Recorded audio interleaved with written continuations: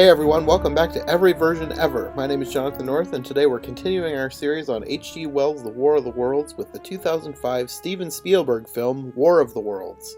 Joining me for this episode is my friend Eli Sanza, who is a huge fan of Spielberg's work, so I thought he'd be a great guest for this one.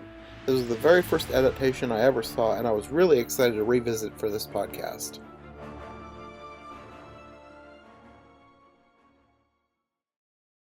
So I guess to start, we should talk about your history with War of the Worlds. Have you read the book?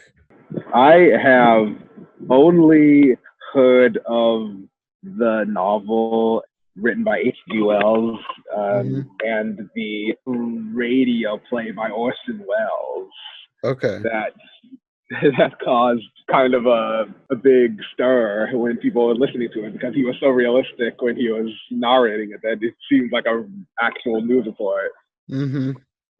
But I have never actually read the book or seen any version of the film until the Steven Spielberg version came along, and that was my first exposure to it. So I have very limited knowledge about any version but that one, and I have no comparison to the novel. Okay. So did you watch this when it was in theaters or just recently? I watched it when it was new, but I didn't watch it in theaters. I watched it on DVD because I was watching back in like 2000 and like 2008 or 2007. I was like getting into all the Spielberg movies because I was becoming a fan of him in my budding film geek days, and so that was one of the films that I watched it, along with Schindler's List and Saving Private Ryan. I was like marathoning him, and Okay. so that was when I first watched it on DVD, and I was borrowing a bunch of films from the library, expanding my film knowledge. And I haven't watched it in a long time. The last time I watched it was in those days, but then I watched it again recently because it's on HBO Max. Uh-huh. So I checked it out, and I noticed some things about it that I didn't like as much as I did the first time I watched it, but it was still good, and I still thought it was a solid movie overall in my revisit. Yeah, I think it's probably been about that long since I've seen it too, because I watched it when it was in theaters because weirdly enough, I grew up with this book. Like, I had an abridged version of The War of the Worlds, and I loved that book, even though when I was really young, it terrified me. But I eventually read it, and I loved it, even though it was terrifying. So I was really excited in 2005 when they released a movie version, because I had never seen a movie version. I knew there was one from the 50s. I had never seen it. I don't even know if our library had it. That would have been the only way I would have been able to watch it. So this was the first movie version that I ever watched, I believe. And I was really excited. I went to the theater by myself, which I pretty much never did. Like, this was new when I was newly getting into movies, like going to the theater. Because before 2001, we never went to the theater. And then we slowly went to movies. And then by 2005, I was going to more, not on my own, but like I would go with a friend or a family member. But this one I went to on my own because I was excited to see this movie and nobody else wanted to watch it. So I went alone. So I feel like my perspective coming into this might be the reverse of yours, because I was very critical of this movie when I first watched it. Like, I didn't hate it, but I was picking it apart so much because it was so different from the book. And back then, that was like the standard for a movie based on a book. Like, how close was it to the book? And this movie was not very close to the book. Okay, so you're saying it deviated from the book in significant ways. Oh, extremely deviated from the book. They basically took the idea from the book and a few key scenes that they translated into modern day. None of the characters, aside from one, which we'll get to when we get to that scene, are anywhere close to the book. They've basically made up their own characters. Like the main character is not the same character from the book. It's a completely different story, but just a similar idea from the book.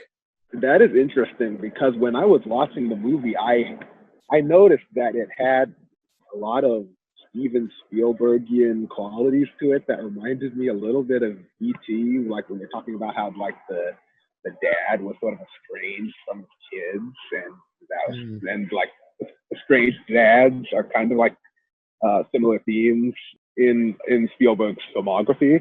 So Hmm. I had a feeling some of the stuff in that movie was stuff that he made up, but I didn't know until now that like there was no character in the War of the Worlds novel named Ryan, and he didn't have a daughter named Rachel and a son named Robbie. The main character, I believe, was named Ray. Either way, Okay. he didn't exist. The main character actually in the book didn't even ever get a name. His wife was never named.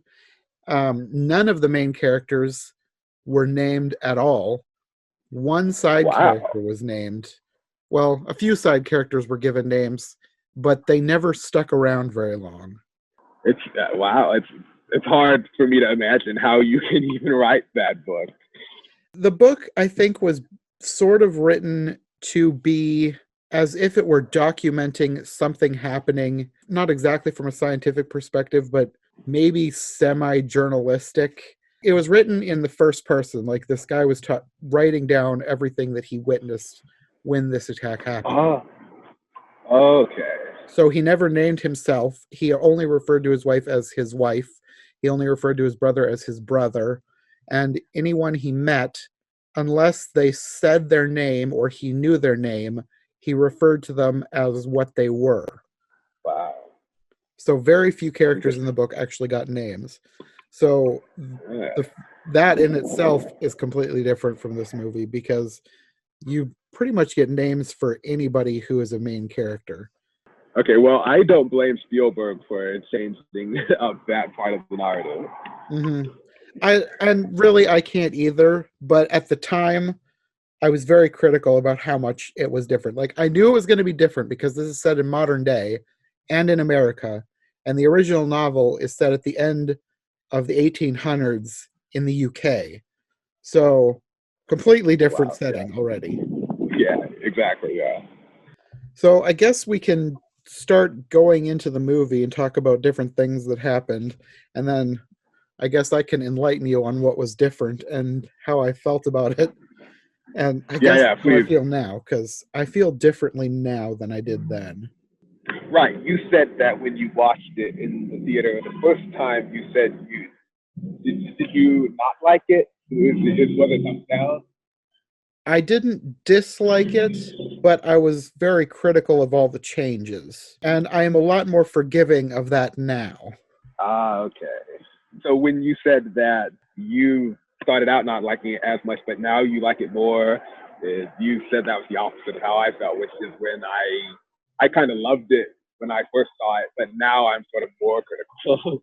So Uh it's kind huh. of reverse there, right? Yeah. So at the beginning, we open with kind of an unsettling score. This is John Williams, and this is one of his scores that I actually bought. I'm not sure why I was drawn to this. I think I just liked the fact that it was the War of the Worlds and John Williams, so I bought the score. So, Yeah, it was a good score. yeah. At the beginning it's not even really music. It's just kind of this tone, and I really like that now. It's unsettling, Yeah, and you're kind of zooming in on the bacteria in a drop of water, which then it zooms out to reveal like a bigger landscape. It's like on a leaf, I think, and then you see all the people around. But you have narration by Morgan Freeman, and he is reciting a passage from the book, but he's taken one line and changed it, this similar to how they did in the 53 version, because I have since watched the 53 version. So they changed the line, no one would have believed in the, I think it's in the last years of the 19th century, because that's when it happened in the book. And now they've got it, no one would have believed in the early years of the 21st century that our world is being watched by intelligences greater than our own. Right.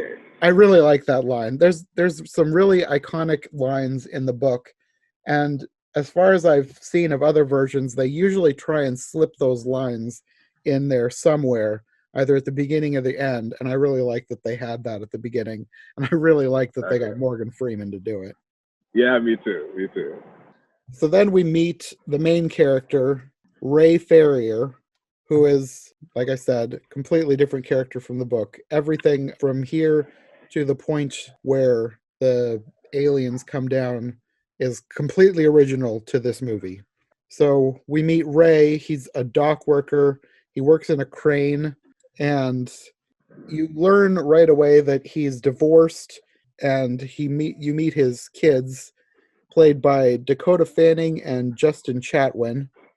And Dakota Fanning, this is one of her big, I don't think it was like her big break film, but it's one that I immediately recognize her as, because she had like a few where she was this age that she played in, and I think that's kind of what made her a household name, especially this and like a completely opposite type of movie, Charlotte's Web. Yeah, exactly. And I realized this time that his ex-wife, I think her name was Marianne, is played by Miranda Otto, who played Éowyn in The Lord of the Rings. I don't know how I didn't remember that. I'd completely forgotten that, if I even recognized her at all. I didn't know that. Yeah. And then right away you see there's a lot of tension in this family, and I guess this is probably my biggest issue with this entire movie. And I know that this is the point. Like, the movie as a whole is supposed to be about this guy becoming a better dad, because he is a terrible father. It's pretty obvious why he's divorced. He's basically, he's only thinking of himself, and the family is just very dysfunctional. And Yeah. there's so much tension in these scenes, and it grates on me. And I think it's supposed to, but I feel like, I don't know, that kind of brings it down a bit for me. Right. Supposed to set up the fact that Tom Cruise's character was like not a great guy, and eventually, when it comes to the movie, to the plot, when he's trying to protect his kids from the aliens, it's like, okay, well, now they're going to turn this terrible guy into a hero, and he's going to redeem himself. I sort of felt like that was the setup they were going for. Yeah. And for the most part, I think they did a decent job with that, but it also felt like it took way too long for them to become a family unit. And even by the end, you barely get there with Robbie, his son. Yeah. It wasn't that very satisfying an ending, really, but we'll get to that. Yeah. So you have some scenes of them like trying to get along. They try to play catch, and the dad breaks the window because he's basically fighting with his son. And then he just kind of storms off to his room and tells his daughter to order food. At some point, Ray realizes that Robbie is gone, and Rachel just tells him that he left. So he's outside looking for him, and then there's a storm over their house. It's basically unlike any storm in real life. I don't think there's any storm that actually behaves the way this storm was behaving. The wind is like blowing towards the storm, and all of a sudden it's like pure silence, and then lightning from the middle of the storm. And at first, Ray, I think, thinks it's fun, and Rachel does not. She's worried about Robbie. And then everything is quiet. There's no electricity, no phone, even their watches have stopped. And I'm kind of thinking that this part is a reference to the 53 version, because in the 53 version, well, the way the aliens arrived is completely different in the 53 version, but at some point there's basically an EMP, and it takes out all the electricity and even stops watches. The difference in this scene, though, is that it also stops the cars. Back then, the cars did not stop. And I'm thinking that that might be more due to the fact that cars today are more electronic than they were in the 50s. So I don't think that they would have even thought to have an EMP take them out. Not that either situation is realistic, but in this Yeah. version, the EMP takes out the cars. So at some point, Robbie comes back and he says that the lightning opened a hole in the ground. And Ray goes to investigate. And this is where you get the major deviation. I think the one that bothered me the most the first time I saw this.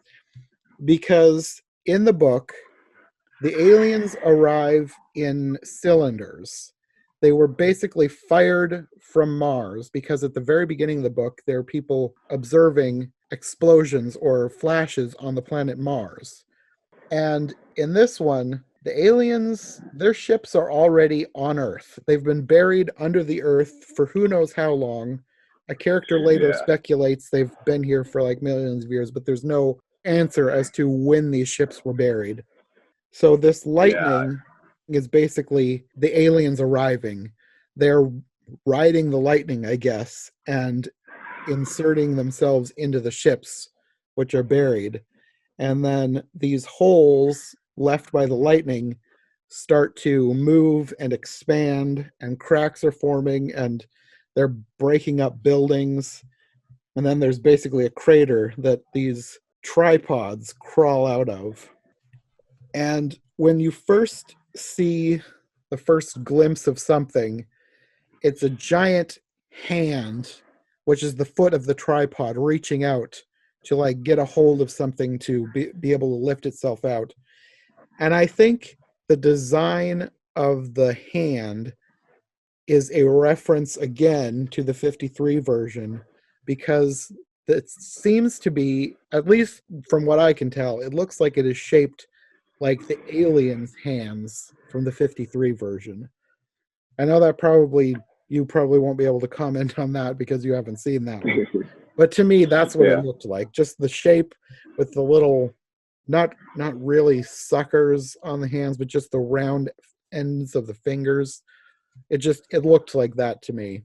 I haven't seen the 50s version, but I'm not surprised that there are references to it because I'm sure Steven Spielberg is a fan of that movie because sci-fi films from the 1950s, like Creatures from 20,000 Fathoms and It and like stuff like that, were references that he always makes in his interviews, and Hmm. so yeah, I'm not surprised that just like he's paying homage because that was around the time he was a kid. I think it was when he was watching. He's a baby boomer, so I'm not surprised. Mm.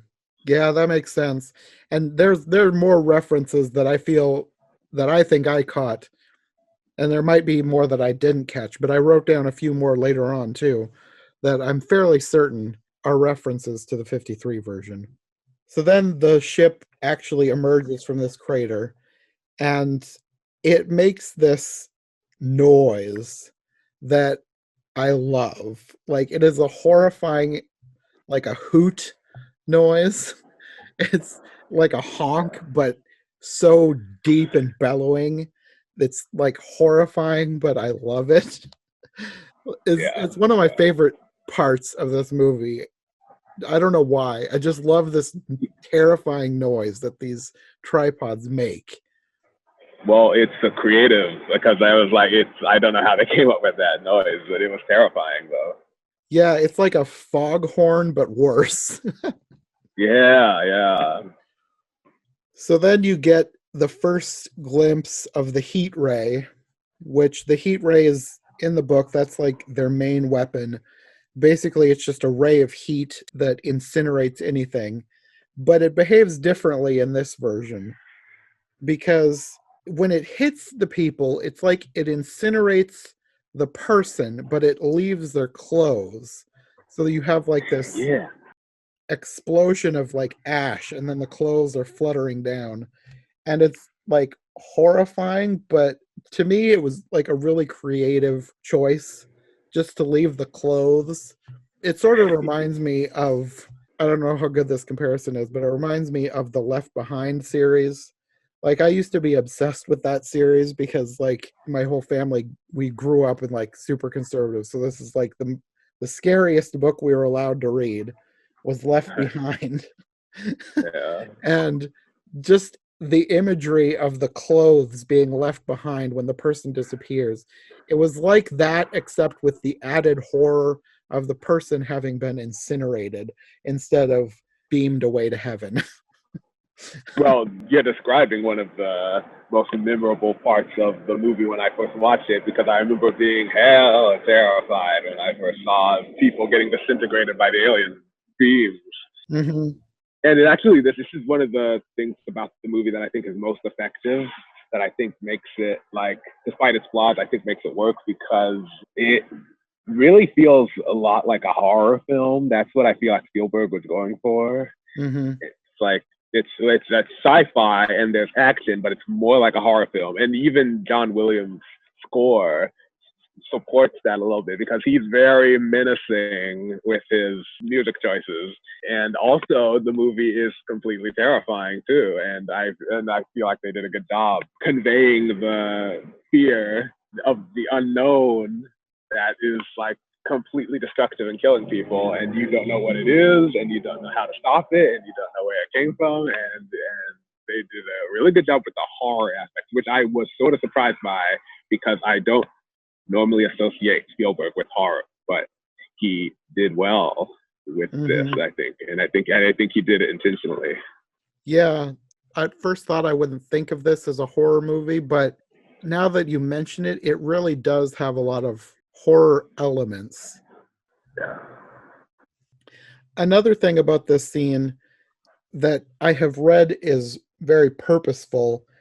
It's supposed to evoke imagery from 9/11, especially the people running through the streets covered in ash.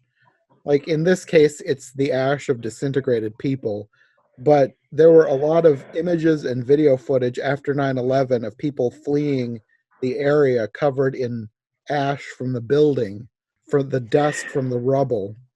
And this was specifically supposed to evoke scenes like that. There was a lot of references to like terror attacks and 9/11 in this movie that are subtle enough to miss, but if you know that they're there, it's very obvious. Yeah. Aside from the fact that they're actually mentioned in the movie, are these terrorists attacking us right now? Like, you could sort of tell, because it's the timeline of when he worked on this movie and when September 11th took place. Like, it makes that like very non-surprising. Yeah, that line, "Is it the terrorists?" That was Rachel specifically after they flee. He runs back after the first attack. He gets his kids, and then they steal a car.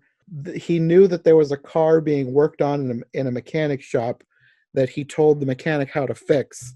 And he tries to get the guy who fixed it to come with them, but he won't listen. And then he's incinerated behind them. Yeah. Which, that scene slightly annoyed me, because this thing is making a ton of noise, even though it's hidden behind buildings.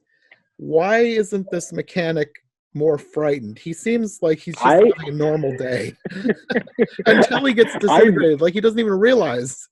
I noticed that. I thought it was weird. Like I feel like if I were directing this movie, I would have gone a different direction there, because I feel like it was weird that I know that they were trying to convey that it was a suspenseful moment because he was not letting him go, and he needed to go, and that was supposed to build suspense. But I feel like it was not based in common sense, because what was this guy thinking was happening? Did he miss the memo? So then they have this car. They're driving down the freeway where every other car is stopped. So they're like dodging and weaving in and out of traffic. Rachel is basically in hysterics. And this is another thing that slightly annoyed me, even though I understand her reaction. I understand that she is basically like 10 or 11. She's freaking out. I get it. But it kind of annoyed me that it happened so often. Yeah, you know what? I know you're not criticizing Dakota Fanning as an actress, because she's really good. But she's a great screamer, that's for sure. She really is. she did a good job like making the moment even more tense, Yeah. actually, because like screaming children stressed me out. So it was actually effective. So then you have the dad is basically explaining what he thinks is happening, and they're planning to go to their mom's house. She's not there. She's in Boston because before she left, she told him they were going to see her parents. So he knows the house is empty and he thinks they'll be safe there. And then you get another fight. It's another scene that annoyed me just because like you just left what is basically a war zone. It didn't seem realistic that you would just have this fight and end up splatting a peanut butter sandwich on the window because you're mad. It just annoyed me. Right. The scene with him like making the sandwich, I was trying to get into his mindset there because it was like I think he was like saying, okay, we are in a stressful situation, we are all scared. I'm going to try to calm everybody down by having a normal family dinner, and everyone will be calm, and maybe I'll return to normalcy. But like, if you could, I feel like even an adult who wasn't the father of those children could tell that that wasn't going to do anything because the look of like horror on their face after what they just witnessed. You would just assume. I don't think these people want to eat a sandwich right now. Yeah. You know, it kind of this. I don't know. I just thought of this. This scene reminds me of the dinner scene in the movie Signs. Have you seen Signs? I have not. Sorry. Okay, well, for anybody out there who has seen Signs, there's a scene where Mel Gibson and his family are eating dinner, and they're on edge because of everything that has happened in this movie, and it's getting towards the climax of the film, and they have a big fight, and this feels like that, except not executed as well as it was in Signs, because in Signs they have this big fight that's really awkward and really uncomfortable, and it ends up with the entire family hugging as they wait for the next onslaught to happen. And it was really effective and really well done, and this feels like they were trying to do that but didn't get there. Oh, the sandwich scene was sort of less heartfelt, I thought. Yes, and the end of the scene in Signs was a lot more heartfelt. Right. So after this scene, they go to sleep in the basement because they don't know what's coming next. And they're woken up by, it seems at first like it's lightning. And then you realize it's not lightning. There's like this terrible electronic screaming noise, and it seems like an earthquake, and then there's fire. And then they hide in what I could not tell what it was, but it seemed like a bunker. I don't know. Apparently the mom has like a bunker in the basement or something. I don't know. The next day, they discover the house is in ruins because a plane has crashed on it. So right. their time is just getting worse and worse. What are the odds of that, by the way? No, yeah, I know. The weird thing about this scene was there don't appear to be any bodies. And I don't know if that's because the aliens have taken them or what. It just seems so odd that there's this plane that's basically in half and there is no bodies. It's just a plane. I don't think there was even like clothes, so it's not like they were incinerated. I don't really know what was going on there or what it was supposed to mean. I don't know. Yeah, I was so in the mindset of Tom Cruise in that scene of how I would react if a plane fell on the house I was inside that I didn't even think about that because I was too busy focusing on, oh my God, a plane just landed on my house. Yeah, it was just a weird thing that I noticed because I don't think I noticed it the first time I watched it, and I was looking specifically to see if I could see anyone here, and I didn't see anybody. Yeah, it was weird now that I think of it. There was no bodies, but there were people inside the plane, but There were no dead people, no dead people inside the plane. It was sort of weird. Yeah, the people in the plane are apparently like a news crew. They said something about being stationed with the army, like they've been following the army to report on what they were doing. I'm not sure exactly what happened, but they were separated from them apparently. And then they were like raiding Yeah. the plane for supplies. And Right. one of the reporters takes him inside and she shows him these tapes of the attack, and specifically one of when the the tripod in his area was activated, and they have slowed down footage of the lightning, and you can see something inside the lightning. So that was confirmation of how the aliens got into the ships. They rode the Yes. lightning down into the ships. Yeah. Because they apparently buried the ships at some unspecified time, and now they're finally returning to them to pilot them. And then there's like the sound of the tripods in the distance, and the reporters decide to get out of there. And before they leave, this is kind of weird, I thought. She asks if he was on the plane, and when he says no, she says, "That's too bad. It would have been a great story." But then I was thinking, like, he was in the house that the plane crashed on top of. That is also a great story. Yeah, that didn't register with me. Also, it was that was weird. So then they leave as well, and Robbie, for some reason, he wants to go and fight the aliens. I think this is supposed to be a reference to kids after 9/11 wanting to join the army to go get back at the terrorists. I don't know. It just, his amount of, I don't want to say enthusiasm because he didn't seem enthusiastic, but he was like so angry that he wanted to do something. He was adamant. He was adamant. Yes, that's the good word for it. He wanted so badly to get away and go join the army to fight them. I don't know. It bothered me that he would want to go so badly and leave, even though he had a bad relationship with his father, just leaving his sister, especially because throughout the movie, it is made very obvious that his sister loves him a lot more than she loves her father. Like anytime something horrible happens, she runs to Robbie, not Ray. They did a good job building up the relationship between the brother and sister, that they had a close bond. Yeah.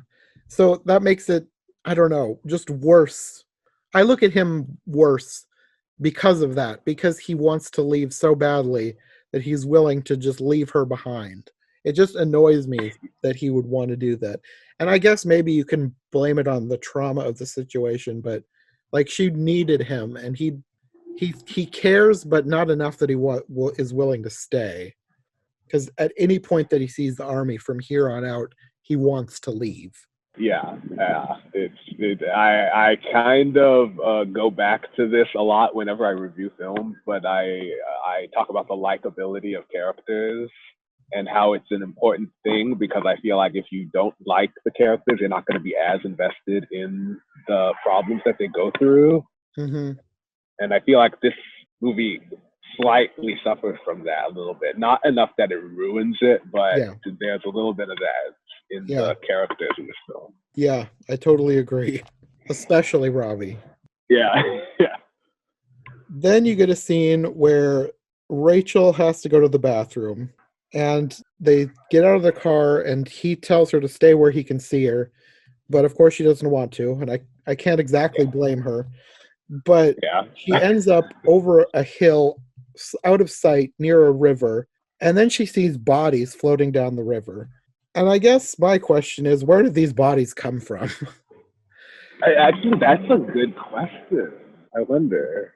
Because you find out later the aliens are taking people, or they are incinerating them. It's one or the other. They're not killing people and leaving the bodies. So it just seemed weird that you would have this mass of bodies floating down the river. I don't know. It seemed weird, and I had questions that weren't answered there. I feel like the unanswered questions thing is sort of like throughout this movie, it's kind of making itself an issue throughout. It seems a little bit like it might have been a little bit lazily written, possibly. That's what I think. Yeah, kind of. Now, I don't think completely lazily written, but there are issues I think that could have or should have been addressed before a final draft. I don't know. For things like that, I just wanted a little more explanation. Well, that kind of stuff isn't important to the plot, so it's not essential that you understand it, but it is. It does sort of like it's like a little bit of a hanging thread. Yeah. So the next big scene here is at the ferry. You first have this scene where their car is stolen from them.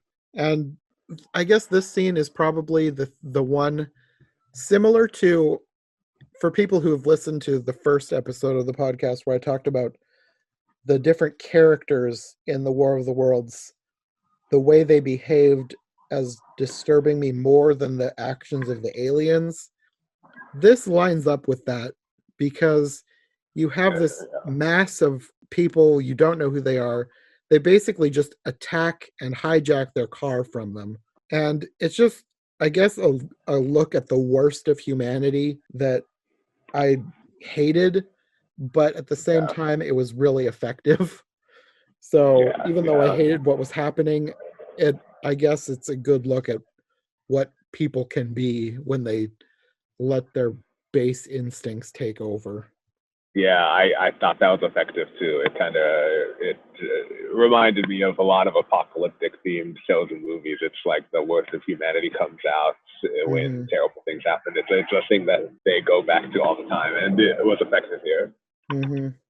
So then have to walk the rest of the way to the ferry, and you have a quick scene before they get there that I don't think it was supposed to be funny, but there was something about the way it was timed that just it seemed funny, even though it was not funny. It just seemed like they meant it to be funny. I don't know. Basically, they come to a train crossing, and you hear the ding, ding, ding, ding, ding, and the arm lowering, and then this train, fully engulfed in flames, roars by them faster, probably faster than a train should be going, and just you just see this flaming train for quite a while because it's so long. It just roars past, and the entire thing is engulfed in flames, and then it's gone, and then ding, ding, ding, ding, ding, and the arm goes up again. And I'm like, it's not supposed to be funny, but it seemed unintentional funny to me. Yeah, it was weird. It was weird. I didn't really. It was kind of like the river of corpses. It was like, I wonder how that happens. Yeah, that's true, but I don't know. I feel this one didn't strike me as something that needed more explanation because I just assumed that it got blasted by the heat ray. It just stuck out in my mind just because of the timing and the way it was shot with the dinging train arm going down, the flaming train rushing past, and then the dinging train arm going back up again, letting them cross. I don't know. It just seemed like it was supposed to be funny, and it wasn't supposed to be funny, but I laughed at it. Well, I feel like that was a nice touch. I mean, at least it was entertaining. I don't know if it was supposed to be entertaining in that way intentionally, but I found it so anyway. Right. So then they actually get to the ferry, and then it's kind of a blink and you'll miss it moment, but to me it's supposed to be like the opposite of the worst of humanity because you have somebody calling for blood donation and basically saying that unless you're these specific types of blood, they don't need any more because they've had so many people donating blood. So I think they're trying to show that even when humanity is at its worst, there are still people who are willing to do the right thing. But it was such a brief moment that it didn't really offset the horror of that long scene of the car hijacked. So I guess take that as what you will. That was just something that I noticed that was kind of nice to see, even though it didn't last very long. Yeah, there were a lot of very nice moments in the movie. They were sort of overshadowed. Yes, definitely. So then they're getting on the ferry and they meet somebody that Ray knows, someone named Cheryl and her daughter Nora. And this was kind of weird because I knew I recognized Cheryl from somewhere, but I could not find her in the credits and I could not find her on IMDb. I had to find a War of the Worlds wiki page before I figured out that in the credits she's credited as bartender, which makes absolutely no sense because she has a name. He calls her by name multiple times. Her name is Cheryl. They never mention that she's a bartender. So I don't know how anybody is supposed to figure out who she was. But anyways, I looked her up after finding this wiki page, and the actress's name is Lisa Ann Walter, and I figured out that I recognized her because she played Jessie in the remake of The Parent Trap from the 90s. Oh, So if you've seen that, then you know who I'm talking about. okay. Something I would have never known until you pointed it out. Wow. Yeah, I didn't know right away. I had to look her up. I just knew that I knew her from somewhere and I couldn't put my finger on where. It's been ages since I've seen that movie. Huh. Well, yeah, someone needs to get into contact with her and ask her why they called her a bartender. Yeah. So then they're trying to get on the ferry and they're going to keep Cheryl and Nora with them. But that doesn't last long because they are quickly separated. And Cheryl and Nora end up getting left behind on the pier while they're on the ferry. And then I think this is the movie's take on a scene from the book with the attack on the HMS Thunderchild, which is a ship in the book, and there's this whole scene with the tripods and this ship fighting in the water. And I think this is their take on that, just translated into this version. So this ferry is capsized, that everybody ends up in the water. And then this is the first time you see that the aliens aren't just wanting to kill everybody, because you have these tripods putting out these probe like arms and basically snatching everybody out of the water. And it's really creepy and effective. And Yeah. I liked how creepy it was. Like, it was really well done. Just the way these Yeah. things were moving, it was just creepy. Yeah, and Industrial Light and Magic did a good job with animating them too. Yeah. So they don't get grabbed. They end up being able to swim out and get to land. And I think they're on the mainland at this point. They're away from, I guess, Manhattan. I guess that's where they were. Either way, they're on the mainland. They're trying to make their way to Boston still. And they end up joining what seems to be like a mass migration. There's just people walking across the country. And there's another scene with the army, and Robbie runs away, and Ray chases after him. He leaves Rachel by this tree and tells her to stay there while he gets Robbie. And at this time, you have these tanks and helicopters, and there's basically a battle trying to take down any of these tripods, and nothing is working. They basically are shielded, so they're not putting a dent in anything. And Ray pins Robbie down. He won't let him go. He might have been successful, except he is also distracted by the fact that Rachel is almost taken away by this woman who's like, she's a well meaning person. She thinks that she's been abandoned. So she's trying to get Rachel to come with her. And he basically ends up leaving Robbie. Robbie says he has to go. He needs to be here. He needs to see this. And he lets him go so he can run back to Rachel. And then as soon as Robbie disappears, there's this explosion over the hill. And I guess you just assume that he's died because Yeah. there's like, it doesn't seem like there's any way that anyone could have survived that. So then they leave this area. There's like this farmhouse off a ways away, and there's this guy yelling at them from the cellar. And Ray tells Rachel that Robbie's going to meet them, which at first I thought he's just saying this for her protection, like he's not going to tell her that Robbie's dead. But then he tells this guy in the farmhouse that Robbie's going to meet them too. So I don't know if there's some denial going on there or if he thinks he's alive or what, but that's how he's spinning the situation. Yeah, yeah. So this guy in the cellar, his name is Harlan Ogilvy, and this is the one character that I mentioned earlier who is sort of in the book. He's kind of a compilation of three different characters, all Frankensteined into one. There's a character in the book called Ogilvy, but he's an astronomer. He's at the beginning of the story, and he's one of the first people to get disintegrated by the heat ray.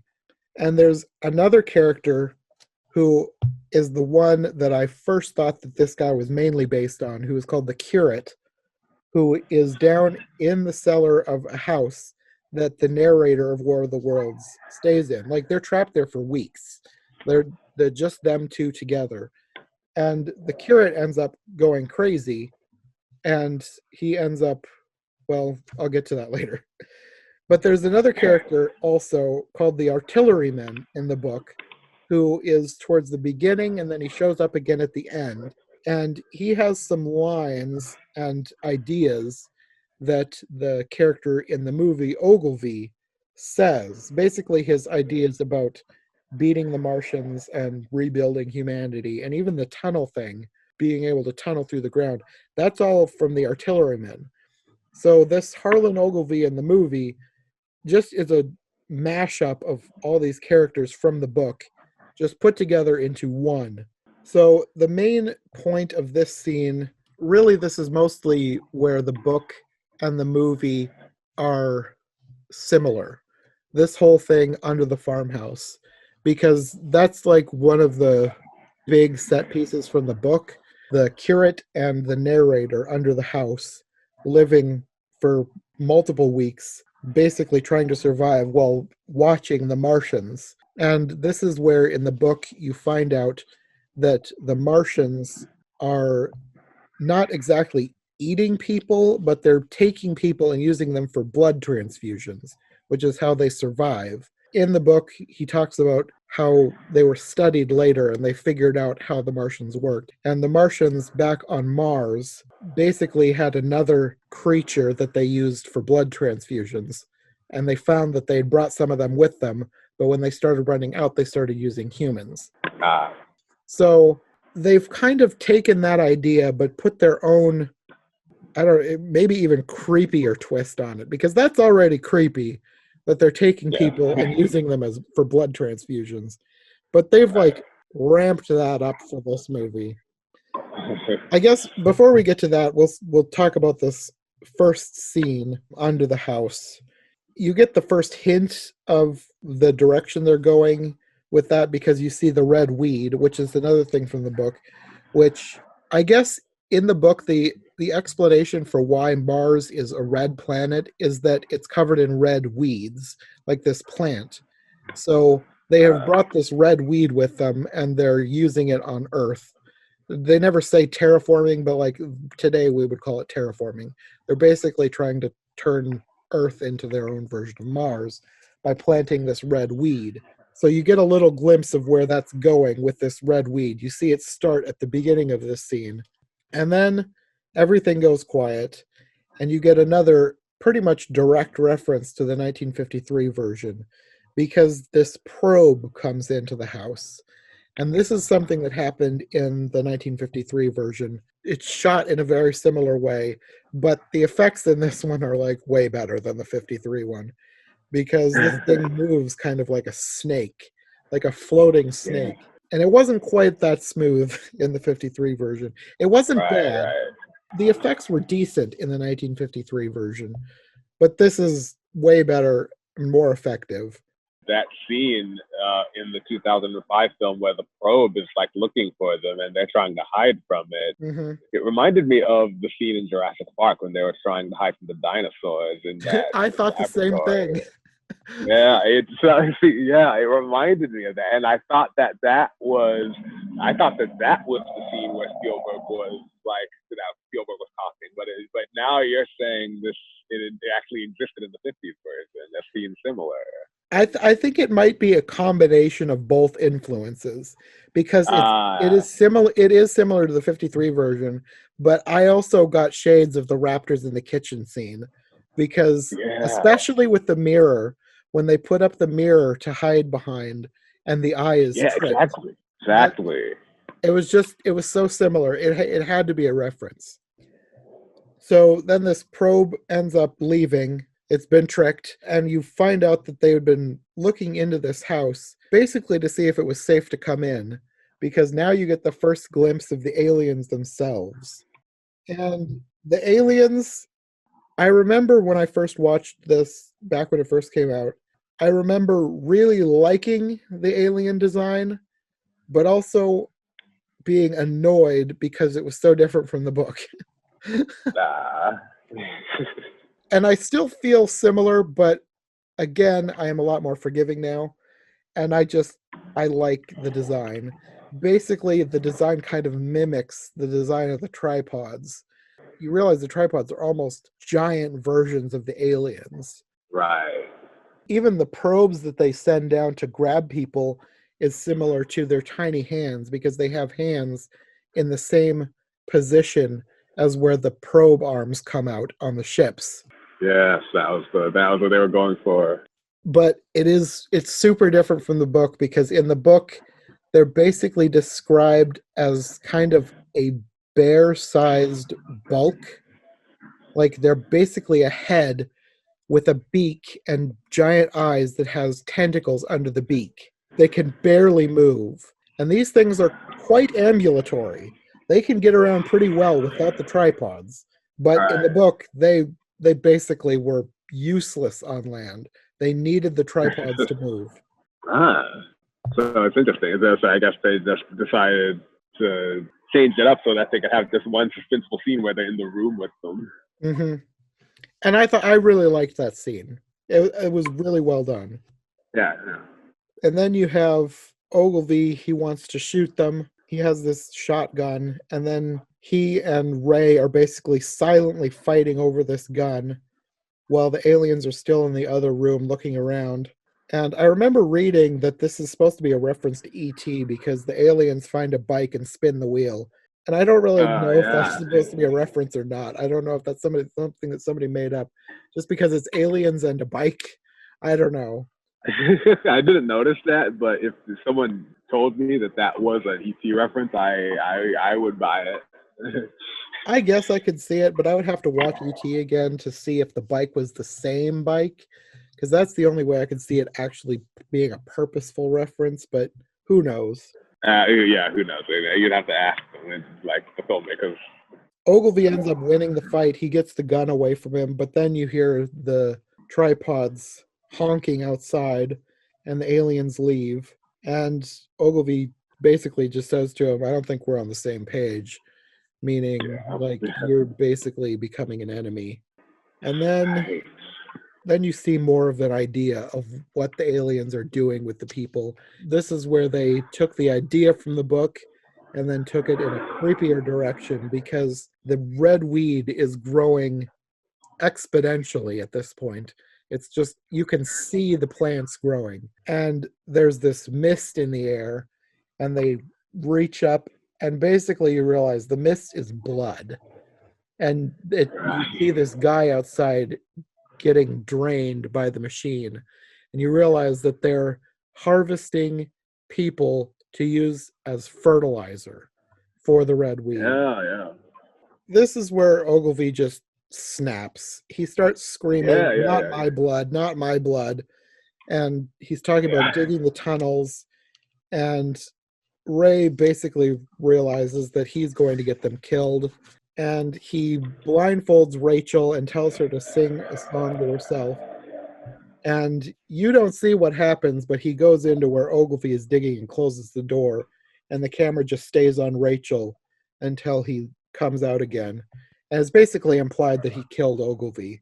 And Yeah. something similar happened in the book, but I'm not sure that the narrator killed the curate because the curate did go crazy and he basically had to beat him unconscious at one point. But I don't think he killed him because in the book, he's just taken away by the aliens because a probe comes in and grabs the curate and takes him out of the house. So I don't think that in the book he actually murdered the guy. but I think it's pretty much implied here that he killed Ogilvy. Yeah, as a person who only watched the movie and never read the book, that's definitely what it seemed like they were implying to me. Hmm. Right after, Rachel crawls into his arms and they fall asleep. And they wake up to another probe, like right in their face. Yeah, And yeah, that was a really good jump scare. Like yeah, totally. I forgot that it happened and it startled me. Yeah, I was rooting for him to chop that thing in the neck, but get this, like, kill it, kill it. Yeah, this is another direct reference to the 1953 version because in the 1953 version, Dr. Forrester, who's the main character in that one, has an axe, and when the probe comes back, he chops it off. And they use that, they take the eye back to the lab to study. So they don't quite do that here, but the chopping it off with the axe, that's a direct reference to the 1953 version. I see. But in all this chaos, Rachel is screaming. She runs out of the house. Ray tries to find her, and then he gets attacked by the tripod. And it's about to get him because he's hidden in a truck. It's about to get him out. And then Rachel is on the hill screaming, which distracts the tripod, which goes and grabs her instead. And he runs after it. He finds this belt from, I guess, a soldier, and it has grenades on it. He throws a grenade at it, which distracts it. It doesn't hurt the thing because it has the shield, but it grabs him and takes him up into the ship. And you get a look at the inside of the ship because it has this basket where it basically is storing people for use later. And there's just a ton of people in there, not injured, but freaking out because they're trapped in this cage.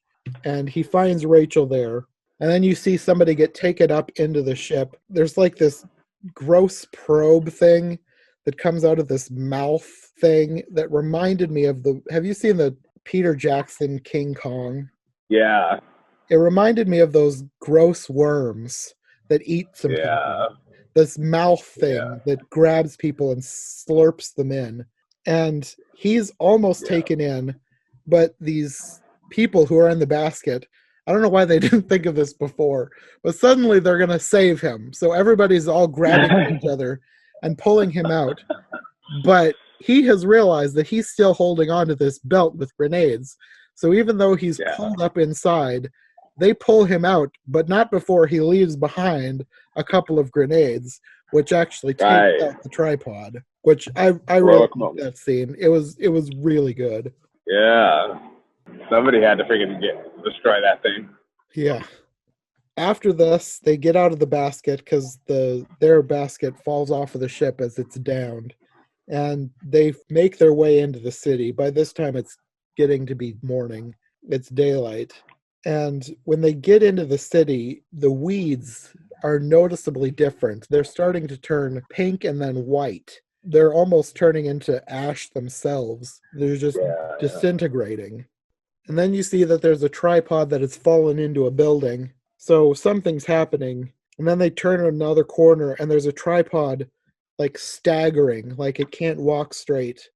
And they realize that there are birds like on the tripod, which means that they've turned off their shields.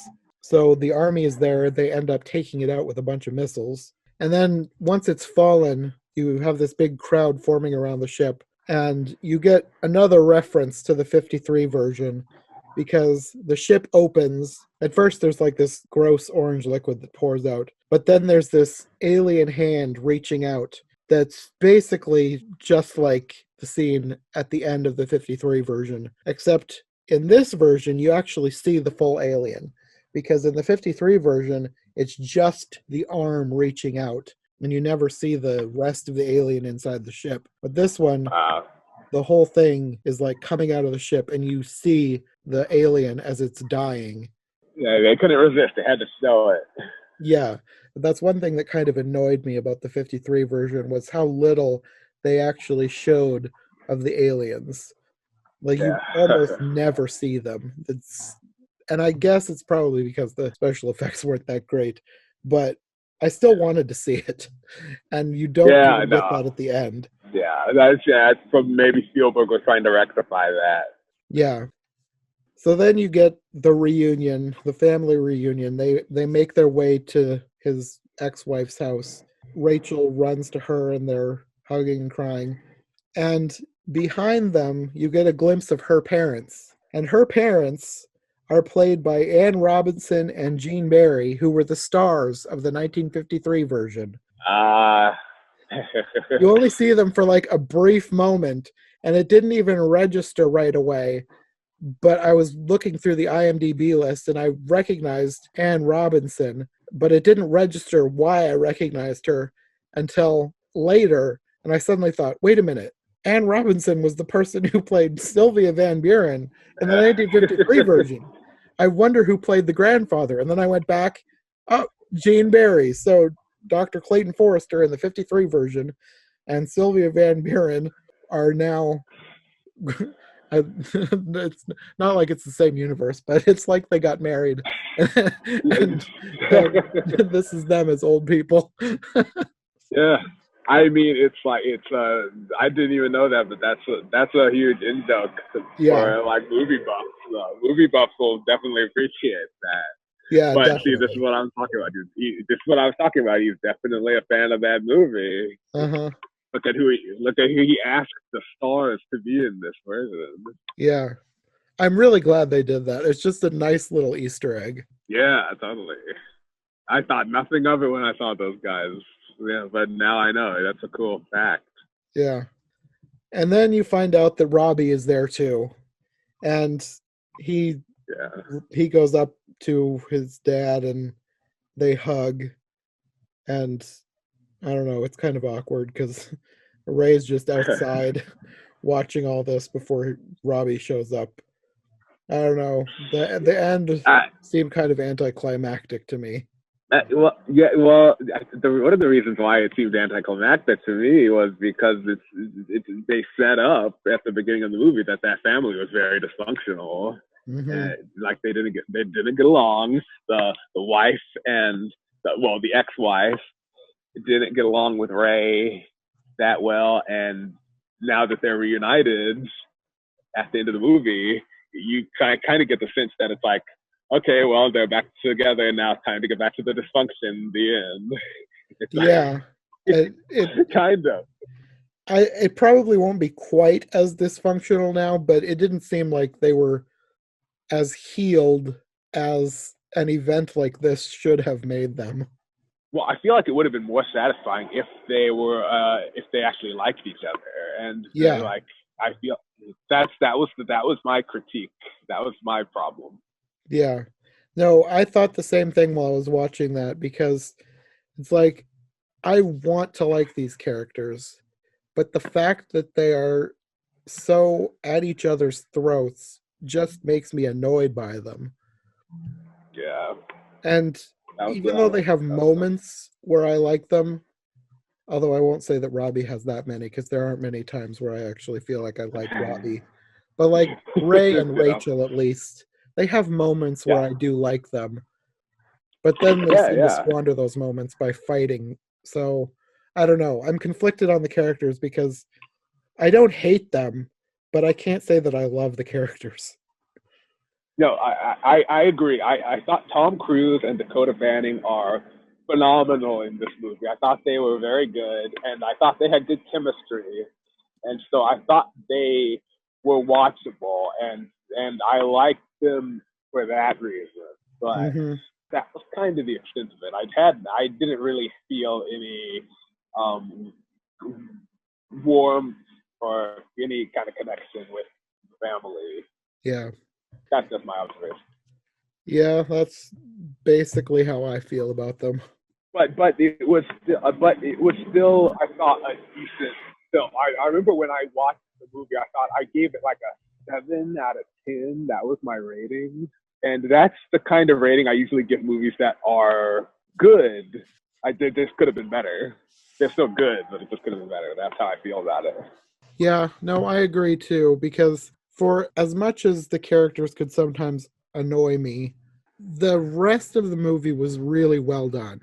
And even though it wasn't super book accurate, I mean, if you're going to translate this story into modern times, there's not really a way to make it Superbook accurate because this Yeah. took place at the end of the 1800s in London.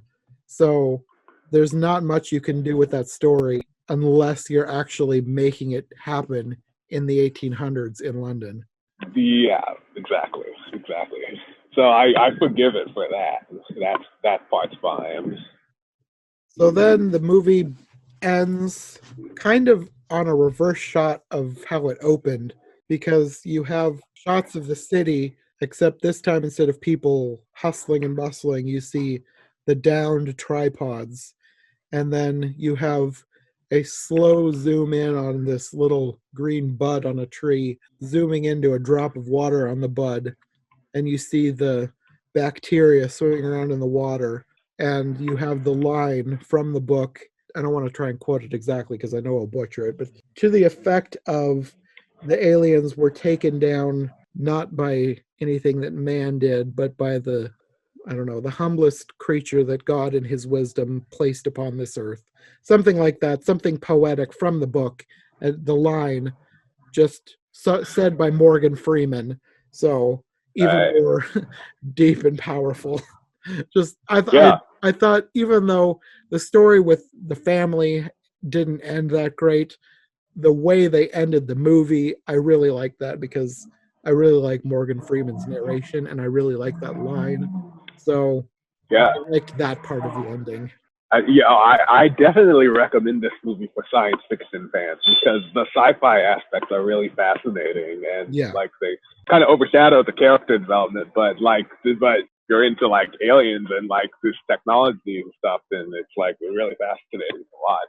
Yeah, definitely. As much as I can find fault with the characters, the movie as a whole, I still enjoyed, and I would still definitely recommend it to science fiction fans.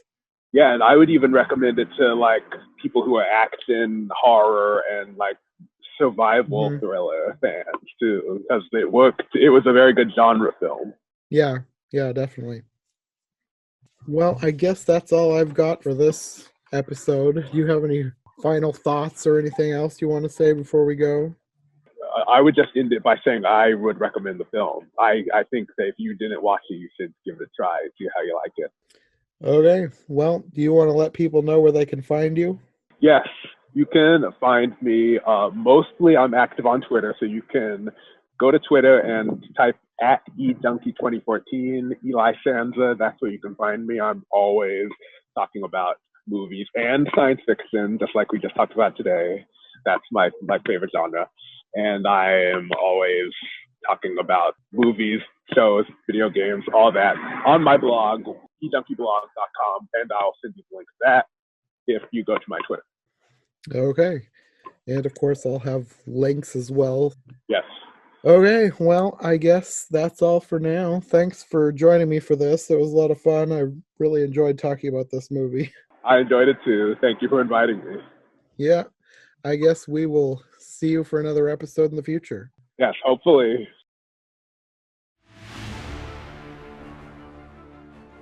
Thank you to Eli for joining me for this episode. If you want more from him, I'll have his links in the description. Next time will be the first of a two-part discussion with my friend Nikki from Trivial Theater.